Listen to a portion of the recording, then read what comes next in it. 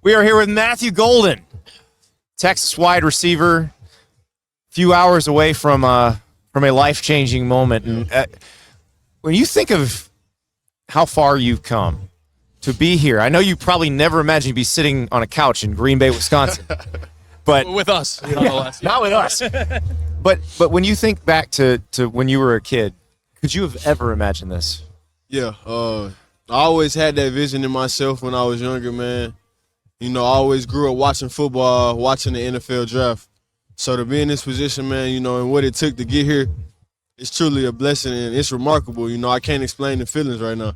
Yeah, I mean, when you think about the amount of work that goes in, people don't see all that. They see the highlight tape and the touchdowns on Saturdays, but to be here underneath that, one of the most iconic stadiums in the country, like, do you even believe that this is real right now? Like, I just, like, me and him are normies. That's what we call each other. You know, like, they're not normal people out there, but, like, we try to envision what it would be like to be you in this moment, and we can't.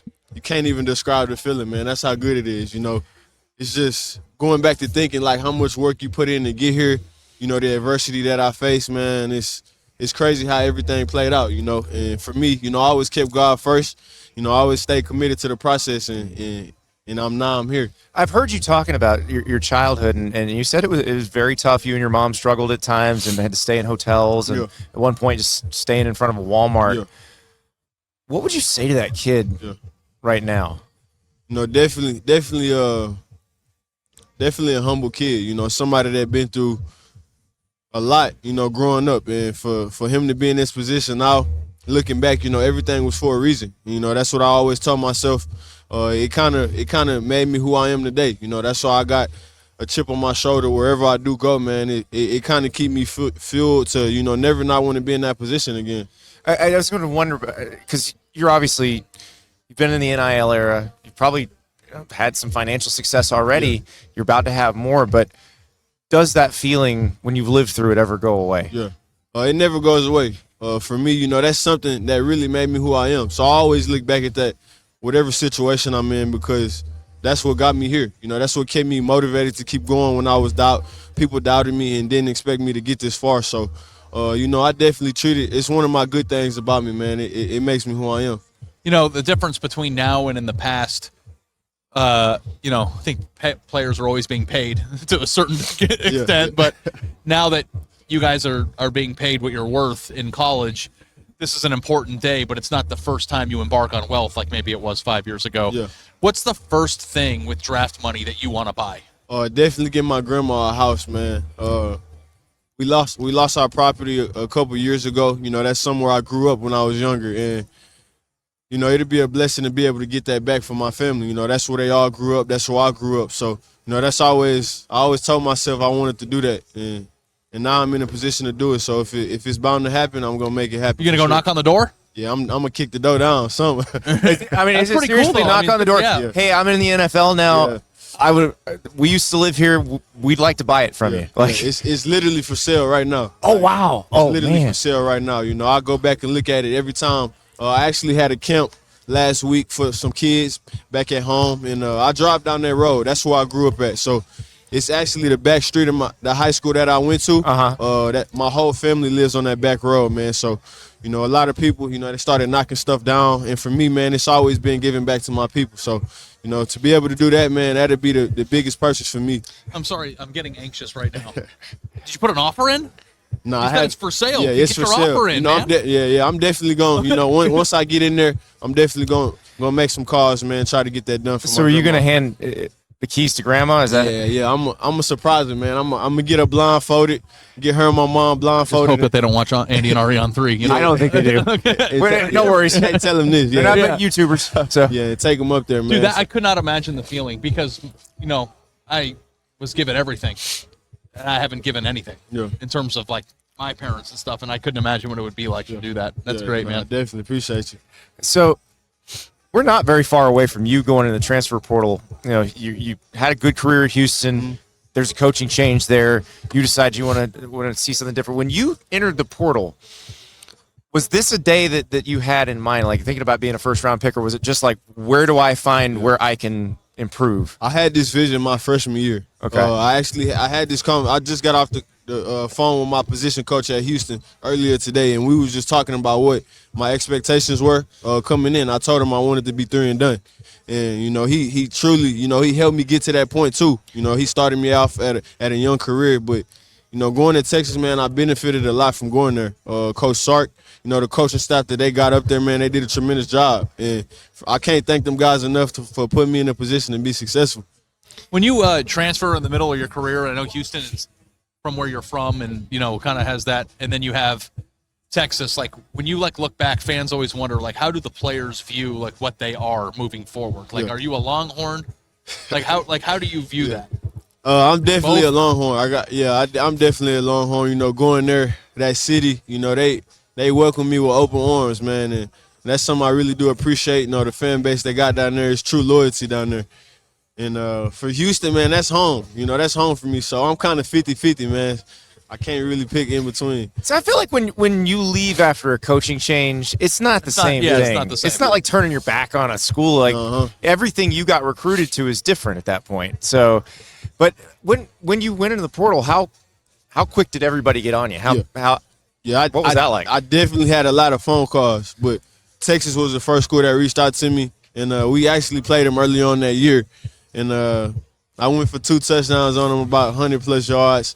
And I was just thinking back to what I could do in their offense, the way Coach Sark coaches and just being in that pro-style offense, I knew it was going to do a lot for me. How much did playing in that offense, do you think, help you for what you're about to do? Yeah, man, it definitely helped me elevate my game all around. It was a lot of stuff I didn't know that I could do in an offense, and when I got there and, got around the coaches and everything and the different things they showed me, man, it opened my eyes a lot more. What advice, because Sark's been an NFL OC, what advice did he give you as you went through this process? I was actually struggling with the offense when I got to Texas, man, and I reached out to him and I asked him if I could meet with him during the week. And we started meeting, and it was one day we met, and he simplified everything for me, sat it down right in front of me.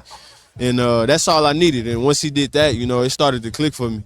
So you feel like whatever team picks you, whatever they throw at you, you can handle that. I feel they definitely prepared me for that, man. Yeah. I'm really sorry to do this to you. Yeah. Have to do it. Yeah. You're probably going to be annoyed by it. Oh, boy. Tell us about Arch. Oh, my God. Yeah. Man. People are dying to know, and you would know. That's a true dog, man. I'm excited to see what he's going to do this year, The ball is in his court, and, he's going to take over. He's a leader on and off the field, man, and he's the same guy every day. The sky is the limit for him. I mean, he could do whatever he wants to do if he put his mind to it, so I'm really excited for him. Did you have those same questions? Because he was already there when you got there. Yeah. Did you wonder, who is this guy? The most hyped prospect of all time. I asked him, I heard about him, but once I got up there, me and Arch, we talked a lot. And I started to watch him at practice, man, and I knew he was special, He don't act like a regular freshman, He act like he been in college for 3 years. And for me, that's somebody you can put your trust in, definitely, and build behind. So I feel like for him, man, it's gonna be a ride for him. It's gonna be cool. So you're here with Maxwell Harrison. 2 fastest 40s at the combine, right? Yeah. Who's faster? I couldn't say. I really couldn't say. We both pretty fast, so I guess we'll just have to line up and see who wins. Well, y'all played this year too, so yeah. How'd that go? Yeah, it was a good matchup for sure. Going against a great DB and, who won? And a good receiver. Who won the matchup? I'm gonna say I won. I got to. Well, I think we know who won the game. Yeah. So Who won the game? That's different. That's not. I can read the score as well as anybody. I'm wondering, as we're in the last few hours heading into this event, we're obsessed with mock drafts and reading what people. Do you read that yourself? Of where do people think I'm going to go? Do you look at your betting total of positioning? Where how aware are you of what people are saying? And I don't pay attention to it, man. It's a lot of people that's not in the facilities. They don't know what's going on, man. So for me to pay attention to somebody that's not in there, it's not doing me no good. So you have no idea where you could end up today? Nah, I don't. You don't have.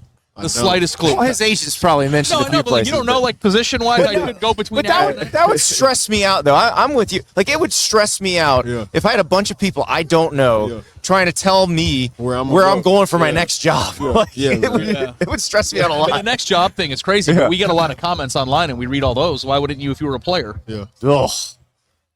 Don't read the comments. He said, "Yeah, don't read the comments, man." Yeah, I read the We're comments. working on that with him. Well, like, it was like, for me, it was like, if On3 is like, you know what, we're trading you, and then there was a mass media coverage of like where I was going to go, I would read every word of it. Yeah, I would be able and to you would control drive yourself insane. Yeah, you definitely would. I ain't gonna lie, you definitely would. So how do you relax? Like, how do you unplug? No, I spend time with my family a lot.